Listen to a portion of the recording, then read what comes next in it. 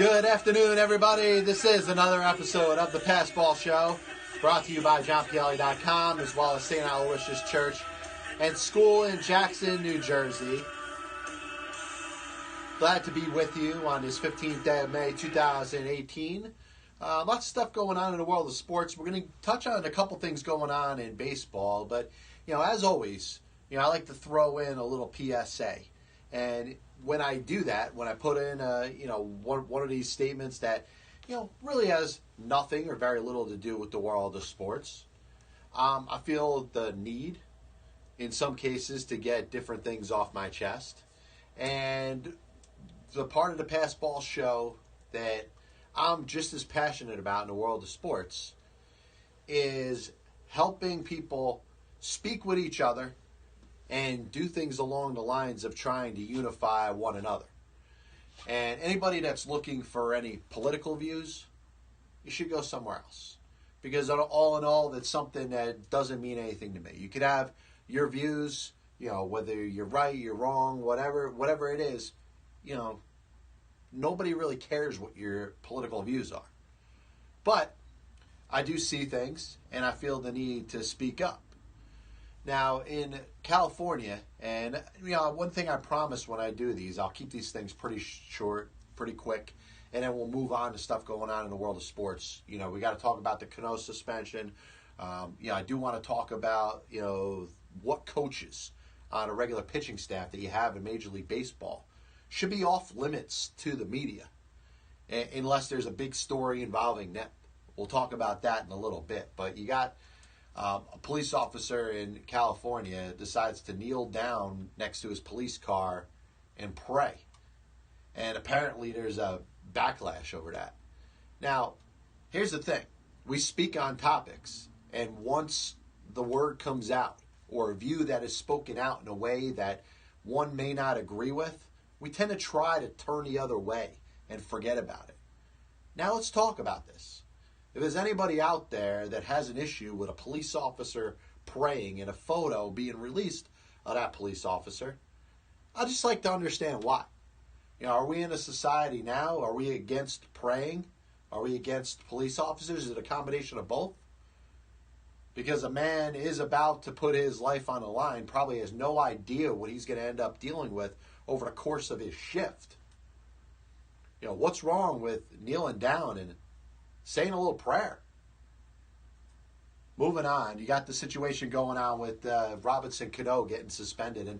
And every time a player, especially a high-profile player in baseball, gets busted for PEDs, or in this case, a masking agent that was used to kind of hide the fact that maybe there was something that he was using. Obviously, you're going to hear excuses upon excuses.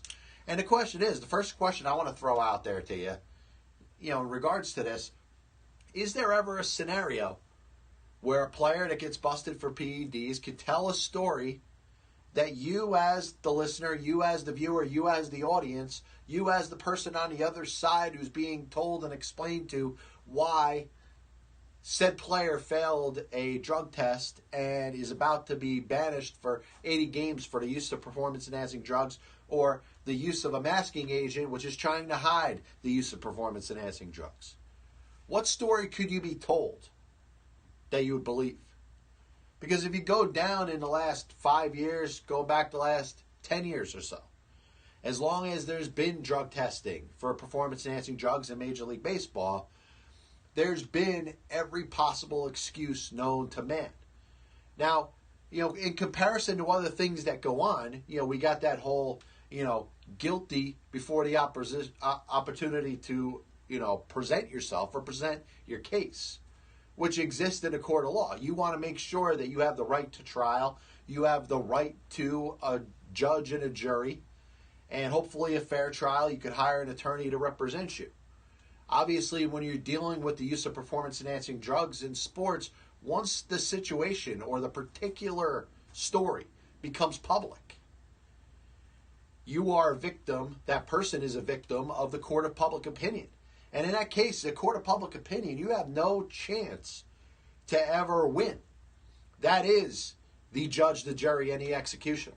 So Robinson Cano's case, if he was looking to save face per se, or to look like he was, perhaps people wouldn't believe that he used performance-enhancing drugs, or he had put something in his system to try to mask the fact that he was using performance-enhancing drugs.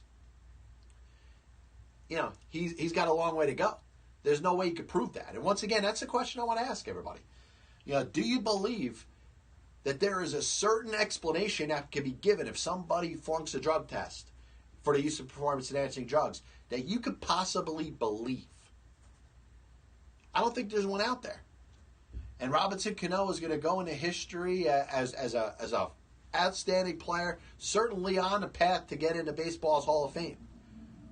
And he's probably got legal teams and people working for him that are trying to spin this story the best way they can to make him look the best, to totally protect his image, and maybe make it to where 10 years from now, when Robinson Cano retires, and there's discussion whether he belongs in baseball's Hall of Fame, will be forgotten about already. Well, this is something that he knew about last offseason. He's trying to blame this failed test on something he was taking for his blood pressure. And honestly, the next star player, the next big-time player in baseball that ends up flunking a drug test is going to come up with some other excuse that we haven't heard yet. But the bottom line is they all sound the same. And you're talking to a person right now that is totally cool with the use of performance-enhancing drugs in sports. And I've said that. The only issue I have with it is I feel bad for the players that are not using. So if we go back about 15 years ago or however many years ago where we can make a case, and it'll never be proven. We'll never know either way exactly how many players were using or what percentage of players were using performance-enhancing drugs in Major League Baseball at the absolute peak time. So when all the players, or most of the players, or a good amount of the players, or more players that were ever doing performance-enhancing drugs than ever were before, we still don't know how many of those were using and how many of those were not using. And I've said, for those that are using, the only issue I have, because baseball, just like any other sport, is entertainment, is how it impacts those that are clean and those that would never touch a performance-enhancing drug. You have people that lose jobs because of that. You have people that lose opportunity to play in the big leagues because of that. You have people that end up being in situations where their lives change forever. You hear about those stories that go on as we live today, with the way minor league baseball players, are forced to live their lives, not making a lot of money, and it's a struggle. So many people with good enough talent to probably play in the big leagues at some point end up quitting because they can't handle the struggle. They can't handle the fact that they're not getting paid very much money at all. And, they have long, road trips, and, the housing isn't necessarily perfect. They're certainly not treated like Major League Baseball players are. And obviously, once they go from the minors to the majors, all of a sudden their lives change for the better, even if they only play in one game, even if they only get in one at-bat, even if they only make one appearance on a 25-man Major League roster. They have that, prorated version of the league minimum, which right now is over $500,000 a year.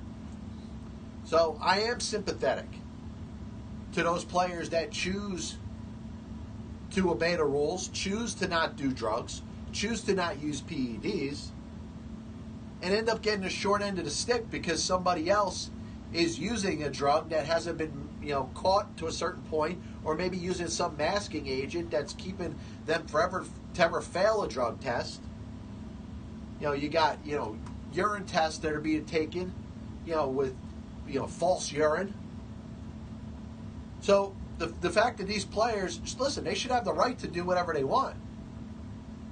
But if they fail a drug test, you know what? Maybe baseball should strengthen the policies, make them a little bit tougher. Make them to a point where you forfeit a whole year's salary. And if you've listened to me speak on this topic, you understand that I'm not as passionate about what these drugs are doing to the players, because it's their own choice to do them. Ken Caminiti, I'm sure, was a nice guy. And unfortunately, being a statement case in regards to, him ended up going through some struggles and ended up dying, because of his issue he had using steroids and how they impacted his life. I feel bad for him. But at the same time, it was his choice to decide to do that. He got the perks that came with it. He won a National League Most Valuable Player award. But he ended up, leading his decisions led to his own demise. And I do, to a certain extent, I respect somebody's right to a choice. And that's why I say, when we talk about baseball, sports, and unifying America here on the Past Ball Show, I'm about what you got to say too. And it's totally cool to have a difference in opinion. The problem we have in this country is that we can't stand the fact that somebody else may feel a little differently than we do. My issue is going to be, pro-cops. But it's also going to be, anti-police brutality.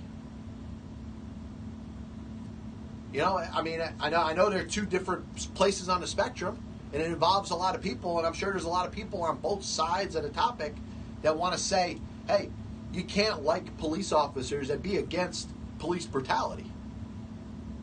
It's amazing the world we live in that we're so put into these categories and groups and forced to say, hey, if you believe this, you have to believe that. What about individuals? And how it applies to the world of sports? I'm cool with the entertainment value.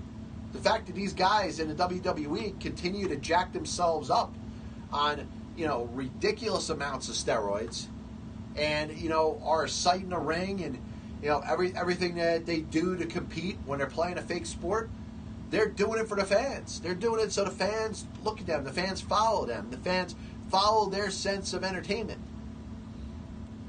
At the same time, I don't feel bad for the professional wrestlers that ended up having to deal with their own demise. The fact that your average professional wrestler, only lives to about 40 or 45 years old is an indication on the power of performance-enhancing drugs and steroids. And athletes in other sports should take note of this. Because, we had, Lyle Alzado. We had Ken Caminiti. And I understand when you're talking about millions and millions of dollars that these players are putting up there at risk. Sure. You know what? You may have a 20-something-year-old player with a little bit of talent, but knows if he becomes a star and gets that, $100 million contract, then he knows he's taking care of his family. He's taking care of his kids. He's taking care of his kids' kids. And the question that I got to ask is, does anybody think that that is worthy enough to do? In other words, risk and potentially end your own life before you have a chance to get old, before you have a chance to see your kids grow, before you have the chance to have grandkids. Is it worth it if you put enough money in your bank account to take care of your family, your kids' kids, and maybe even your kids' kids? That's a decision that professional athletes are making when they're choosing whether to or not to use performance-enhancing drugs. And you know what? I can't say there's really a wrong decision. There's a statement out there that, money isn't everything. Well, money has been a thing that has been obsessed over since its creation. The one that has more is told that they may be able to buy the most happiness.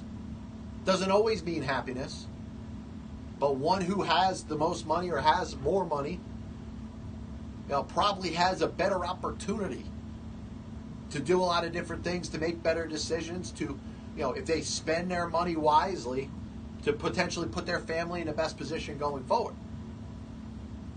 But you got athletes right now, and I tell you, I still don't know, as it applies to the sport of baseball, how many players are currently using performance-enhancing drugs. There still might be a ton of them. There still might be a couple. Maybe the Robinson Cano case is misunderstood. Maybe he wasn't even doing performance-enhancing drugs. I don't know.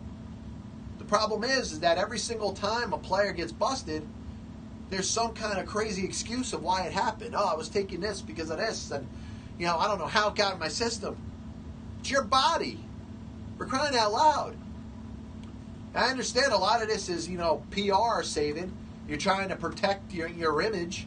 So you're going to go out there and try to put out a statement and say anything you possibly can to make yourself look good. You go to your people, your own group, your publicity people here, your agent, your family.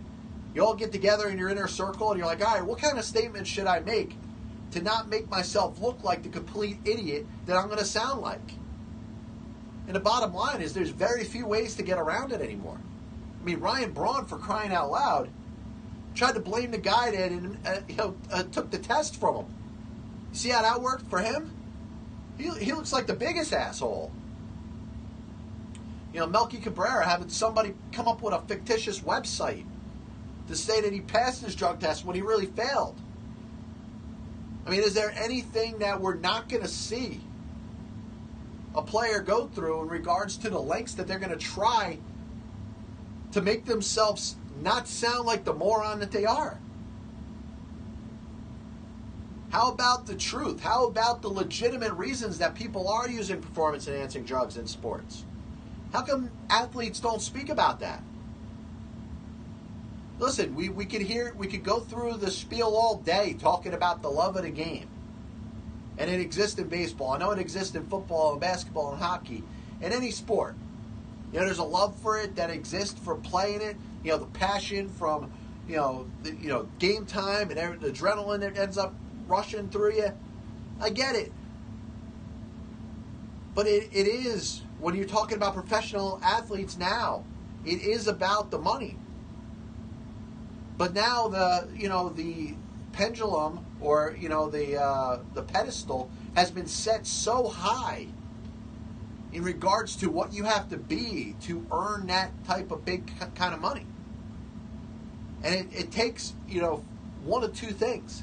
Either a very special and gifted athlete, and I'm not going to mention any because you know what? If any player in any sport ends up failing a performance-enhancing drug test, I wouldn't be shocked.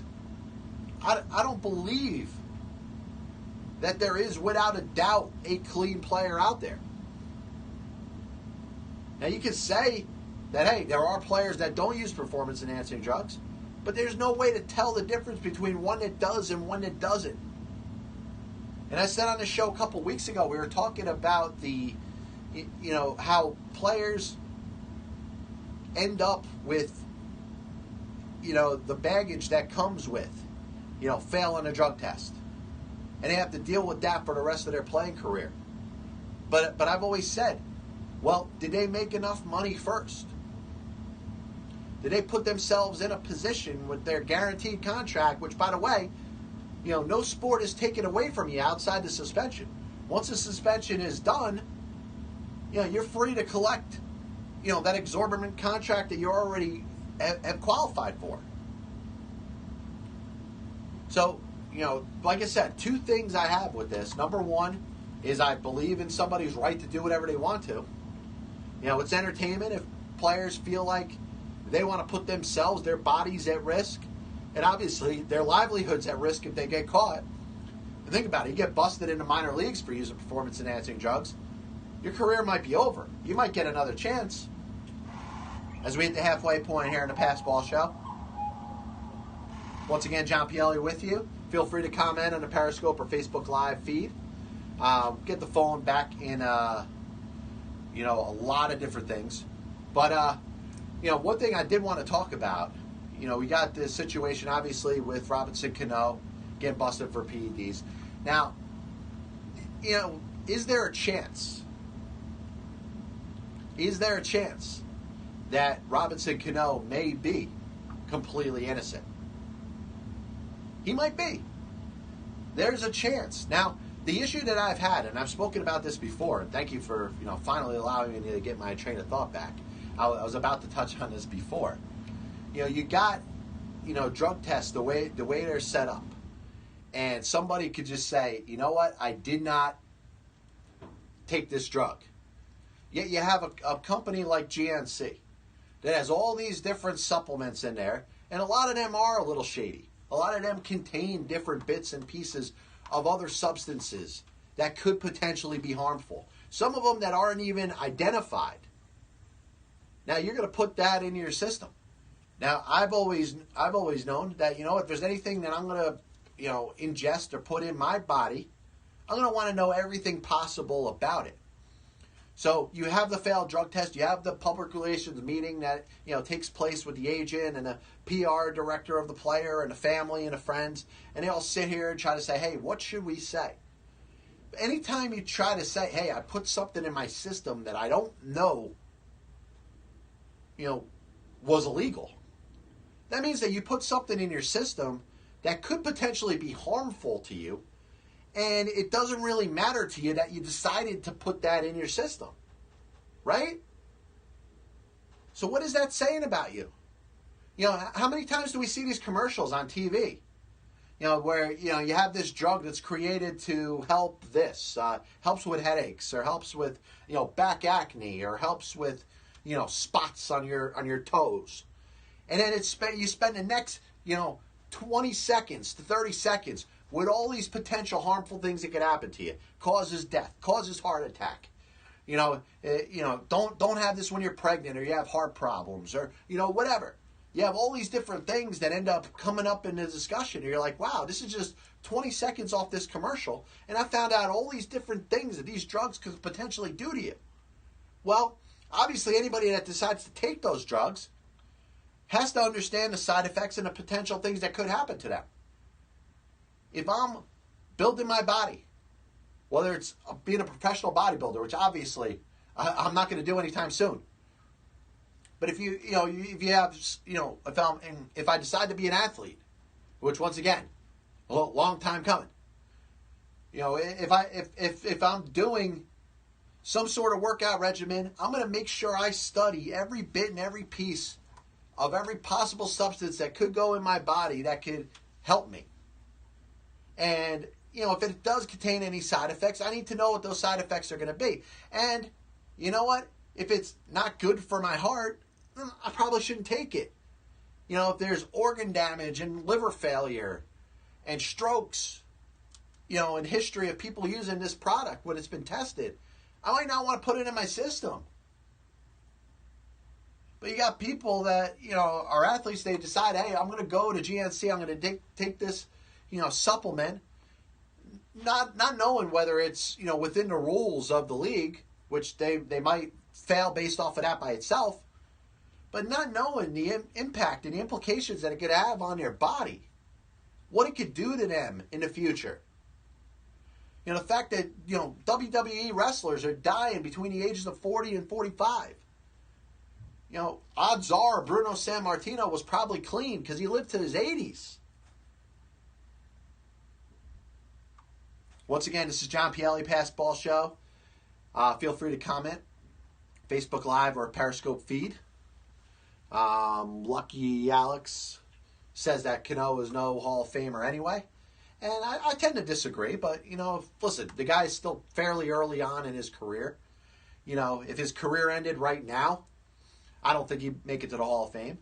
But, based off the time that he was, he ended up getting injured, and obviously his injury had something to do with the fact that, he was probably using something. But, the injury obviously being a freak injury, he decides that it's a good time to take the suspension, drop his appeal. This ended up coming back from last winter, where he ended up failing his drug test. Is Robinson Cano a Hall of Famer? Right now, I'll tell you he's not. And I don't mean it as a knock. If his career ended today, there are a lot of players that aren't in Baseball Hall of Fame that had accomplishments similar to Robinson Cano. You could talk about his shorter career. And I always think the Baseball Hall of Fame discussion is interesting because you got the guys that played short careers, like Ralph Kiner, who's in the Hall of Fame. Albert Bell. The media and a lot of fans didn't like him. He's not in the Hall of Fame. Ralph Kiner was completely beloved. And I got no issue with Ralph Kiner being in the Hall of Fame. I do have an issue with Albert Bell not being in, because there wasn't another player that dominated baseball over a 10-year period like Albert Bell did. Yeah, he ended up getting hurt. It sucks. And nobody liked him. Okay. Since when did the fact that nobody likes you keep you out of a Hall of Fame, which is supposed to be based off of your numbers and your accomplishments? But Robinson Cano right now, no, he's not a Hall of Famer. But odds are he's got 5 more years on his contract after this year. Is he going to get to 3,000 hits? Is he going to hit maybe 400 home runs? He'll probably drive in about 1,700 runs. He's on pace for, even if he dies down a little bit. Look at the second half of Albert Pujols' career. His entire deal with the Los Angeles Angels and Anaheim. He's not a Hall of Fame player with the Angels, but he put up enough numbers, had enough accomplishments coming up through his career with the St. Louis Cardinals that he became a pretty good player. And his numbers, as he hits 600 home runs, at some point may hit 700 home runs. He's got 3,000 hits. All of a sudden the numbers are there. When you compare it to other Hall of Famers, you understand that most of those players are in the Hall of Fame. So if Robinson Cano does something similar to that, I don't see any reason why he wouldn't be in baseball's Hall of Fame.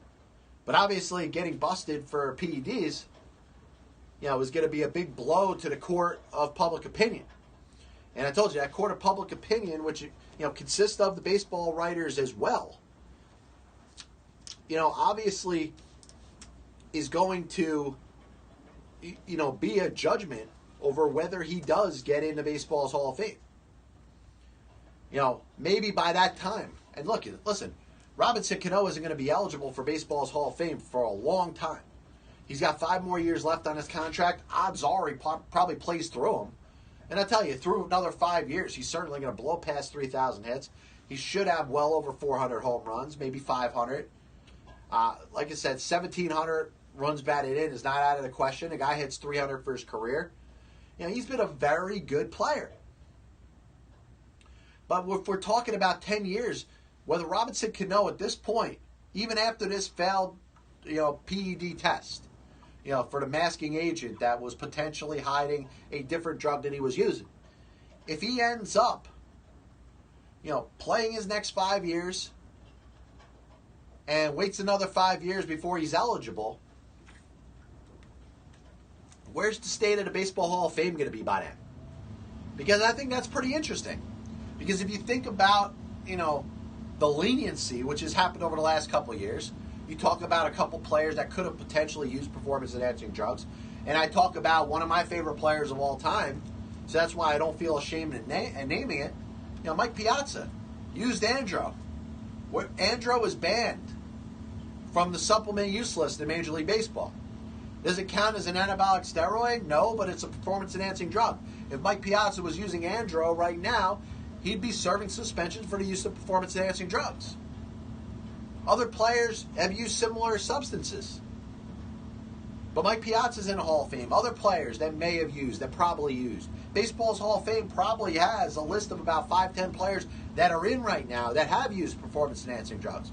So we can't talk right now like the use of PEDs is going to keep you out of the Hall of Fame. And we're going to find out in a couple of years, if Barry Bonds and Roger Clemens are going to gain enough traction to get close. And other players that there was a little bit of questions about, if they start getting in. And by the time Robinson Cano retires and is eligible for the Baseball Hall of Fame in the year 2028, maybe we've removed ourselves from this, and the use of performance-enhancing drugs in baseball is not a big deal whether somebody did or not. Maybe we look at the steroids era as a time that happened, but we still acknowledge the best players of that generation, which I think we need to do. Last thing I wanted to get into today, and I'm really thinking about this because if you think of the state of the New York Mets, you obviously know things aren't going very well, and I'm not going to recap anything in regards to the Mets on the baseball field. Hopefully for their sake they start playing better baseball, and a lot of these stories that the media seems to go out there and make such a big deal about, and the fact that the media is seeking advice and opinions and comments from just about everybody. I mean, can't they just move on to something else? Dave Eiland made a statement. Dave Eiland, of course, is the Mets pitching coach, former World Series champion as a pitching coach with the Yankees in 2009 and the Kansas City Royals in 2015. Ends up being asked about Noah Syndergaard. He essentially dismisses him. Basically like, hey, in 2.5 years, what has he accomplished? Basically putting him down to a point where he's like, hey, this is the top pitcher that the New York Mets have, but who is he? What has he accomplished? He needs to accomplish more, essentially. Now, my issue isn't with anything he said. You know, if Dave Island was put there to potentially be the bad cop when Mickey Callaway is supposed to be loving his players more than anybody has ever loved their players, maybe that's his role. Maybe that's what he is expected to do. But my issue is with the media. Why do you care about Dave Island's comments? Number two, what is the big deal about getting what the pitching coach has to say about anything? You know, you ask about, you know, the manager. What does the manager think about something? What do the players think about something? You want to interview the general manager. You want to interview perhaps somebody in the front office, maybe the team president, maybe the owner. How many teams put their pitching coach out there and have them discuss things? Yeah, I don't see the Yankees having, Larry Rothschild out there answering questions. There's been many better and more accomplished pitching coaches than Dave Island. I don't see them doing interviews every day. So for the Mets, number one, who cares what Dave Island has to say? Why are you putting him out there to field questions? And if Island's doing it on his own, who the heck is he? Who cares what Dave Island has to say? Nobody cared what Dan Worthen had to say. It was over 10 years that he spent as the New York Mets pitching coach. Rick Peterson was certainly more accomplished in regards to things he did for pitchers and programs that he's had and things that he's done to enrich and enhance pitchers' lives. You know, nobody's sitting there asking, "Hey, Rick Peterson, what do you got to say about it?" When he was the pitching coach in the New York Mets. You know, the problem is two things: the media and the Mets. You know, the media will die to ask anybody any kind of question, and the Mets, they don't seem to have any sort of setup in regards to, you know, who it is that they're granting interviews to. Nobody's going to be mad if Dave Island says no comment or Dave Island doesn't take any questions. I just don't understand that part. Once again, John Pielli, Pass Ball Show, happy to be with you. And sorry for that background noise. It probably ain't going to get any better. You know, a couple things that the Pass Ball Show is known for. It's known for technical difficulties and always people yelling in the background. Things that always happen here on the Pass Ball Show. Last thing I wanted to talk about in regards to baseball, we got a pitcher for the Atlanta Braves. Is a guy that was acquired in a trade for Andrelton Simmons. And I said a couple of years ago, this guy really had the talent to be a pretty good pitcher. And somewhere along the lines, you know, could potentially be a Kershaw type. Now, where does he sit in regards to that right now? And of course, I'm talking about Sean Newcomb of the Atlanta Braves. Now, if he's going to get up into a Kershaw type of level, he's going to have to up his game a little bit more. But I tell you, he's off to a very good start this year. He's 4-1 with a 2.50 ERA, 54 strikeouts in just under 47 innings. He's coming off a season last year where he made his major league debut. Obviously pitching for a bad team last year. The Braves weren't any good. Was 4-9 with a little over 4 ERA, but he had more strikeouts than innings pitched. It looks like one of the things that he's got to figure out is his command. Struck out, over 5 batters per 9 innings pitched last year. It's down to 4, but he's still got to get it better. And remember, one of the things that Clayton Kershaw had, and, I said had because he's on the disabled list now. I know he obviously has it. We're going to see it again when he comes back.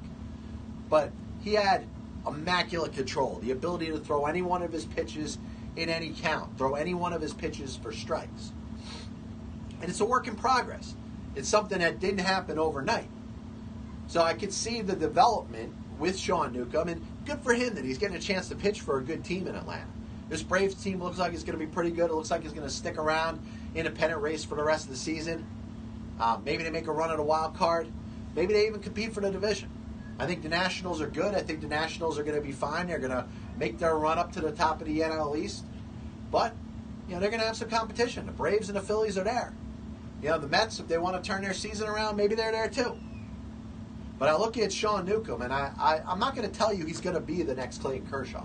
But I did say a couple of years ago, I really felt this guy from a talent perspective and his ability to pitch, the strength over the 3 pitches that he's got, the 4th pitch that he kind of works in there.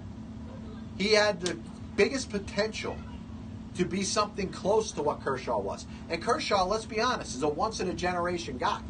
Maybe even a once-in-every-2 generations. I mean, think about it. What's the pitcher that's compared the most to Clayton Kershaw? Sandy Koufax.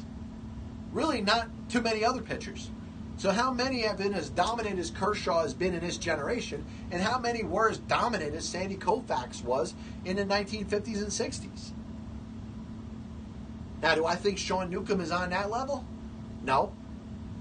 But I'll tell you, from a fantasy baseball standpoint, I've been saying this for a couple years. Here's a guy that you want to have somewhere on your bench or at this point in your starting lineup, but a guy that you probably could have gotten in the later rounds and maybe not even drafted at all in regards to fantasy baseball this year. And he's a guy that I think is going to get better. He's going to become that pitcher that you may want to keep, whether it's a sleeper keeper, whether it's a potential franchise type of player down the road. I think he's got the ability to do that. He's got to cut down on his walks, though. He's a guy that has stuff that is literally unhittable when he's commanded a strike zone. He doesn't give up runs. He doesn't give up hits. He strikes a lot of people out, but also induces a lot of soft contact. And soft contact is one of the things that gets studied a lot more in baseball. And, get guys to swing, but you know what? Not put the barrel of the bat on the ball. We should start a stat based off of barreled contact. How many guys pitch the ball right to the barrel of the bat? Obviously, those numbers over the pitchers that face a lot of barrels, get the right center of the bat right smack into the baseball, probably don't have very good ERAs. But watch out. Sean Newcomb, I think, has the potential. I don't know if he's going to be an all-star this year. I don't know if he can maintain the pace that he's on this year. Maybe he has a couple more setbacks here and there. But I tell you, he is the closest thing that I've seen since Clayton Kershaw. And I've seen a lot of very good pitchers. David Price, Madison Bumgarner, Dallas Keuchel. There's a lot of very good pitchers out there. But I haven't had one that has reminded me of Kershaw in a while. And I'm sure a lot of people that saw Clayton Kershaw come up and dominate and become the pitcher that he became probably said that they didn't see one like it since Sandy Koufax. Now, am I saying that the generation's going to go from Koufax to Kershaw to Newcomb? I think we're a little bit premature if we're going to get into that statement or that expectation. But he's on his way. Little recap of the Pass Ball Show today. We spoke about, the police officer praying. Anybody that has an issue with somebody praying, please tell me why. Nobody knocks, it's unacceptable to knock any other religion. But if somebody puts their two hands together and kneels down and prays, it seems to be such a big deal. I certainly have no issue with a cop praying. A cop puts his life at risk way more than I ever will. Robinson Cano getting suspended for the use of PEDs or a masking agent that could have concealed something that he was using. From a statement from Major League Baseball today, suspended 80 games. Is he a Hall of Famer? Right now he's not. But I think he could put up Hall of Fame numbers. Obviously, the bust for PEDs and the suspension involved with it may keep him out forever. But I will say, we do have to ask baseball, what are you going to look like in 10 years? Are a lot of guys that use performance-enhancing drugs going to be in a Hall of Fame in 10 years? Is Barry Bonds in? You know what? If Barry Bonds is in a Hall of Fame in 10 years, I think Robinson Cano is going to get into. If Alex Rodriguez is in the Hall of Fame in 10 years, then I think Robinson Cano is going to get into. And that's basically my answer on that. But the problem continues to be, the chemists are always one step ahead of the curve. There's going to be substances that players are going to be able to take that are going to be able to not be detected on drug tests. And, the chemists are always one step ahead of the curve. And they are. And Lucky Alex also says, come on, man, life is hard for a lot of folks. Of course it is. When it comes to athletes who have the opportunity to do, a lot, accomplish things for themselves and their family and their family's family and their family's family's family, I don't know how short-sighted it may be. It may be worth it. If you create a $200 million contract that ends up lasting a couple generations, to know that your kids and your grandkids are all taken care of, is it worth you having a short life to last till age 40 or age 45? And anybody that, uses performance-enhancing drugs or has used performance-enhancing drugs or maybe an advocate of using performance-enhancing drugs, that's the only question that I want to ask you. Is it worth what's going to happen to you for everything that may exist after you? And some people may say, hey, my family's taken care of, my kids' kids are going to be taken care of, so I have $200 million that I earned just because I got to use these drugs and play this game, which, by the way, is just a game. I don't know. Still a little torn there. Be back with you tomorrow. This, once again, is the Passball Show, brought to you by JohnPielli.com, as well as St. Aloysius Church and School. On the schedule tonight, you got obviously some baseball, but in New York, it doesn't seem like the Mets are going to play. Looks like we're going to get torrential downpours. The game probably will start off in a little bit of a delay. Yankees, of course, in Washington. We wonder how the weather is going to stick out over there. You got Tampa Bay, Washington tonight. It's going to be interesting to see how it works. Yeah, you got series setting itself up with the Capitals up 2-0. The NBA, Cavs trying to help themselves out after a rough first game on Sunday. Certainly not a good day for the Cleveland Cavaliers on Sunday. We spoke about that yesterday. 8:30 tonight, Boston, Cleveland in Boston. Boston has a chance to take a 2-0 series lead. I'm going to be tuned into that. I think it's going to be interesting. NHL, like I said, it caps a chance to go up 3-0.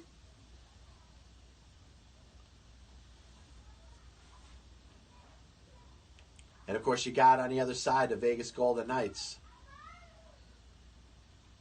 and the Jets. Be back with you tomorrow, 6 to 7 p.m. Thank you for taking a couple minutes to listen to the Passball Show. God bless you. And as always, I'll see you on the other side.